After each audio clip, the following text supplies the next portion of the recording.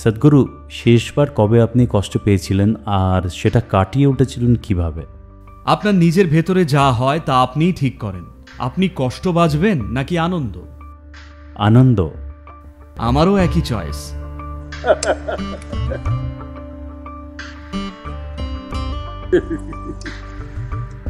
শেষ কবে কষ্ট পেয়েছিলাম? আমার মনে হয় না আমি কষ্ট পেয়েছিলাম। অন্য কাউকে দেখে হয়তো কষ্ট লেগেছিল, কিন্তু ব্যক্তিগতভাবে নিজের জন্য কখনো কষ্ট পাইনি। কারণ যখন আমি তরুণ ছিলাম, 25 বছর বয়সেরও আগে, সবকিছু বেশিরভাগ আমার মন মতোই চলছিল। যা কিছু করছিলাম তাতে সফল ছিলাম।